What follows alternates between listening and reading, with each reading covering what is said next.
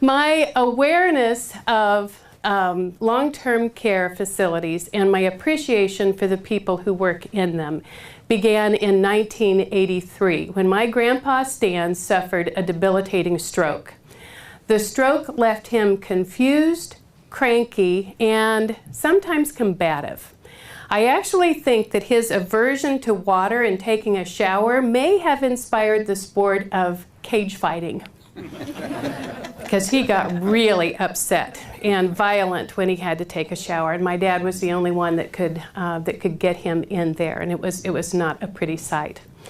I'm sad to say that when Grandpa died a few years later, at the age of 93, we all felt more a sense of relief than a sense of loss. And as you know, when somebody dies, there's a lot of work that needs to be done.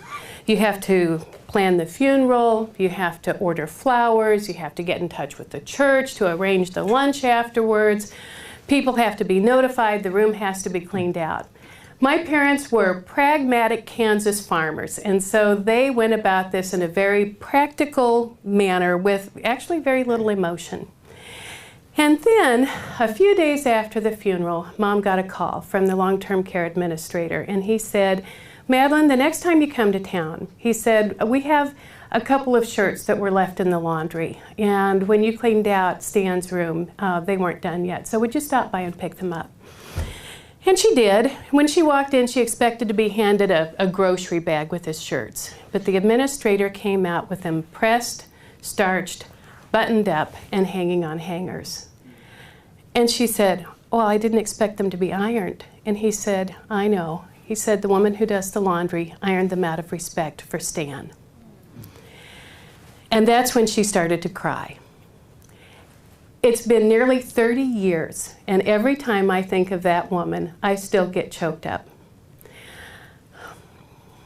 My grandpa had lost so much. He had lost the ability to get in and out of bed by himself. He had lost the control of his bladder and his bowels. He couldn't make decisions for himself. He couldn't take care of himself, and it was just actually more than he could bear. So to say that he displayed challenging behaviors sometimes would be a phenomenal understatement. And yet this woman, out of respect, ironed his shirts. Now, I have often wondered, did she know him? Did she know him before he had the stroke? Had they ever had any interaction in the nursing home? Had he ever said good morning or thank you, or had he ever said one kind thing to her? And I'll never know the answer to that question.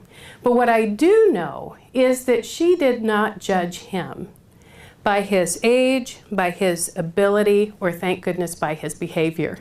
Because if she had, he wouldn't have, the likability scales would not have tilted in his favor.